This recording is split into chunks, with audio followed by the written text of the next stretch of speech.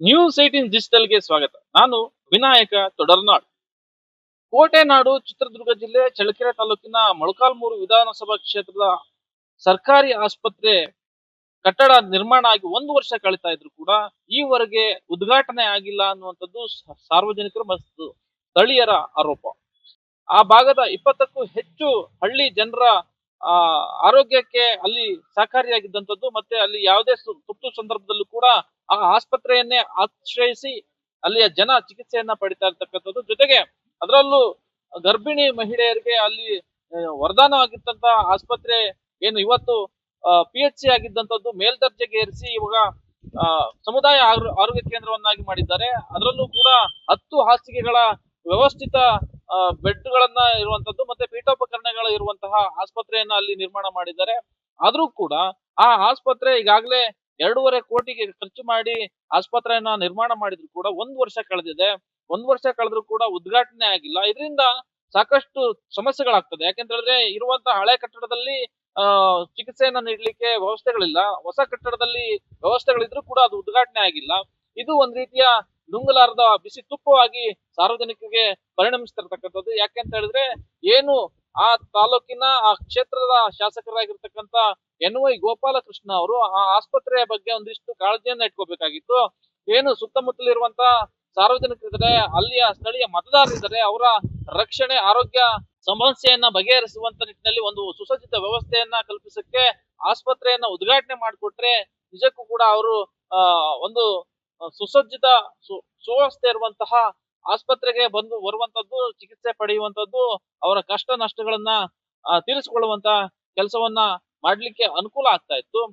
ಇಲ್ಲಿ ವ್ಯವಸ್ಥೆ ಈಗ ಸ್ವಲ್ಪ ಬಹಳ ಅವ್ಯವಸ್ಥೆ ಆಗಿದೆ. ಹಿಂದೆಲ್ಲ ಜಿಲ್ಲೆಯಲ್ಲಿ ಹೆರಿಗೆನಲ್ಲಿ ಅಗ್ರಸ್ಥಾನ ಪಡೆದಂಥ ಆಸ್ಪತ್ರೆ.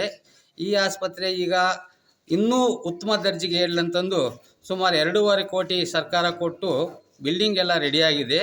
ಇದು ಉದ್ಘಾಟನೆ ಕಾಯ್ತಾ ಇದೆ, ಉದ್ಘಾಟನೆ ಆಗ್ತಾ ಇಲ್ಲ. ಇದಕ್ಕೆ ಸಂಬಂಧಪಟ್ಟ ಅಧಿಕಾರಿಗಳು, ಆರೋಗ್ಯ ಅಧಿಕಾರಿಗಳಾಗಲಿ, ರಾಜಕೀಯ ಅಧಿಕಾರಿಗಳಾಗಿ ಎಲ್ಲರೂ ಕೈ ಜೋಡಿಸಿ ಆದಷ್ಟು ತುರ್ತಾಗಿ ಜನಗಳ ಸೇವೆಗೆ ಒದಗಿಸಿಕೊಡಬೇಕು. ಇದು ಉದ್ಘಾಟನೆ ಮಾಡಿ ಒಳ್ಳೆಯ ವ್ಯವಸ್ಥೆ ಮಾಡಿ ಡಾಕ್ಟ್ರುಗಳ, ಇಲ್ಲಿ ಸ್ಟಾಫ್ ನರ್ಸ್ಗಳ ಎಲ್ಲ ಒಂದು ವ್ಯವಸ್ಥೆ ಮಾಡಿ ಹಾಕಿದರೆ ಇಲ್ಲಿ ಆಂಧ್ರ ಬಾರ್ಡರ್ನಲ್ಲಿ ಇರ್ತಕ್ಕಂಥ ನಮ್ಮ ಹಳ್ಳಿಗಾಡಿ ಜನಗಳಿಗೆ, ಹಿಂದುಳಿದ ಪಂಗಡದವರಿಗೆ ತುಂಬ ವ್ಯವಸ್ಥೆ ಆಗುತ್ತೆ ಅಂತ ತಮ್ಮಲ್ಲಿ ಕೇಳ್ಕೊಳ್ತೇವೆ. ಆದ್ರೆ ಈವರೆಗೂ ಕೂಡ ಅವರು ಆ ಆಸ್ಪತ್ರೆಯನ್ನ ಉದ್ಘಾಟನೆ ಮಾಡದೇ ಇರೋ ಕಾರಣಕ್ಕಾಗಿ ಒಂದ್ ರೀತಿ ಅಲ್ಲಿಯ ಜನ ನಿಜಕ್ಕೂ ಕೂಡ ನಿತ್ಯವೂ ಒಂದು ಪರದಾಟ, ಸಂಕಷ್ಟವನ್ನ ಅನುಭವಿಸಬೇಕಾದಂತ ಸ್ಥಿತಿ ನಿರ್ಮಾಣ ಆಗಿದೆ. ಯಾಕಂತ ಹೇಳಿದ್ರೆ ಏನು ಈ ಚಿತ್ರದುರ್ಗ ಜಿಲ್ಲಾ ಕೇಂದ್ರದಿಂದ ಆ ಆಸ್ಪತ್ರೆ ಕೇಂದ್ರದ ಸುತ್ತಮುತ್ತ ಇರತಕ್ಕಂತ ಹಳ್ಳಿಯ ಜನರು ಆ ಆಸ್ಪತ್ರೆಗೆ ಹೋಗ್ಲಾರ್ದೆ ತಾಲೂಕು ಆಸ್ಪತ್ರೆಗೆ ಬರಬೇಕು. ಇಲ್ಲವಾದ್ರೆ ಚಿತ್ರದುರ್ಗ ಜಿಲ್ಲಾ ಕೇಂದ್ರದಲ್ಲಿ ಇರ್ತಕ್ಕಂತ ಜಿಲ್ಲಾ ಆಸ್ಪತ್ರೆಗೆ ಬರುವಂತಹ ಅನಿವಾರ್ಯತೆ ಎದುರಾಗಿದೆ.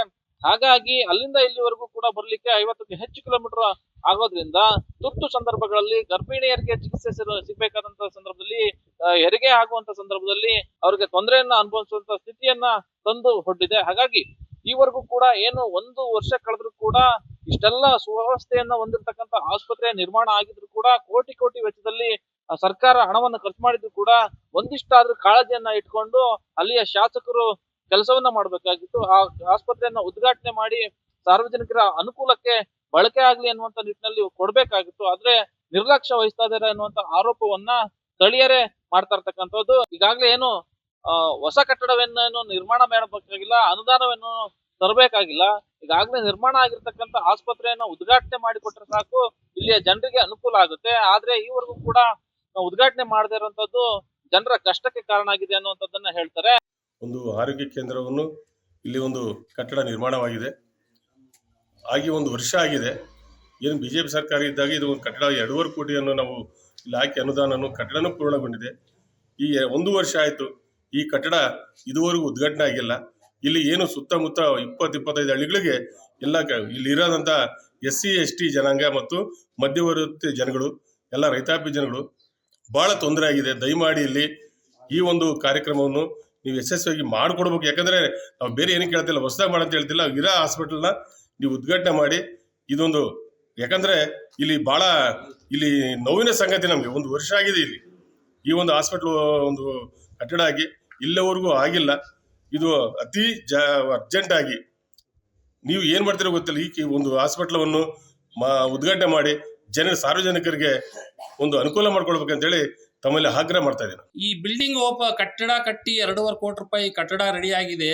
ಸುಮಾರು ಜನಗಳಿಗೆ ಇದು ಅನುಕೂಲ ಆಗುತ್ತೆ. 10 ಹಾಸಿಗೆ ಇರುವಂಥದ್ದು ಈಗ ಸುಮಾರು ಒಂದು 25-40 ಹಾಸಿಗೆ ಇರುವಂಥ ಒಂದು ಉನ್ನತ ದರ್ಜೆಗೆ ಏರಿಸಿದ್ದಾರೆ.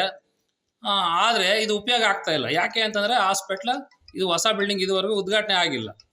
ಹೀಗಾಗಿ ಈ ಹಾಸ್ಪಿಟ್ಲ್ ಹೊಸ ಬಿಲ್ಡಿಂಗ್ ಉದ್ಘಾಟನೆ ಆದರೆ ಸುತ್ತಮುತ್ತ ಒಂದು 25 ಹಳ್ಳಿಗಳ ಒಂದು ಜನಗಳಿಗೆ ಭಾಳ ಅನುಕೂಲ ಆಗುತ್ತೆ.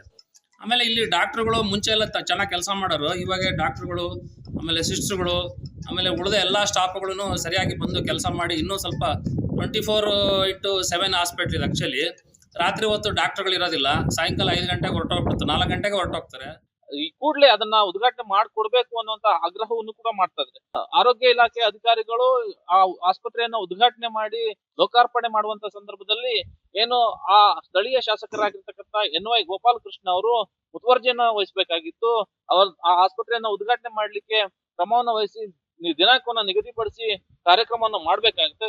ಈವರೆಗೂ ಕೂಡ ಆ ದಿನಾಂಕವನ್ನ ನಿಗದಿ ಮಾಡದೇ ಇರತಕ್ಕಂಥದ್ದು, ಜೊತೆಗೆ ಅವರು ಆ ಸಮಯವನ್ನ ಕೊಡದೇ ಇರತಕ್ಕಂಥದ್ದು, ಈವರೆಗೂ ಕೂಡ ಆಸ್ಪತ್ರೆ ಉದ್ಘಾಟನೆ ಆಗಿಲ್ಲ ಅನ್ನುವಂತ ಮಾಹಿತಿ ಬರ್ತಾ ಇದೆ. ಹೀಗಾಗಿ ಸಾರ್ವಜನಿಕರಲ್ಲಿ ಈ ಮತ್ತಷ್ಟು ಆ ಶಾಸಕರ ಮೇಲಿನ ಭರವಸೆಗಳಿದ್ದಾವೆ, ಇವೆಲ್ಲವೂ ನಿರೀಕ್ಷೆಗಳೇನಿದವೋ ಅವೆಲ್ಲವೂ ಕೂಡ ಹುಸಿಯಾಗುವಂತ ಸಂದರ್ಭ ಎದುರಾಗಿದೆ. ಹಾಗಾಗಿ ಈ ಕೂಡಲೇ ಸ್ಥಳೀಯ ಶಾಸಕರಾಗಿರ್ತಕ್ಕಂಥ NY ಗೋಪಾಲಕೃಷ್ಣ ಅವರು ಈ ಆಸ್ಪತ್ರೆಯ ಉದ್ಘಾಟನೆಯನ್ನ ಮಾಡಿಕೊಡ್ಬೇಕು ಅನ್ನುವಂಥದ್ದು ಎಲ್ಲರ ಆಗ್ರಹವಾಗಿದೆ.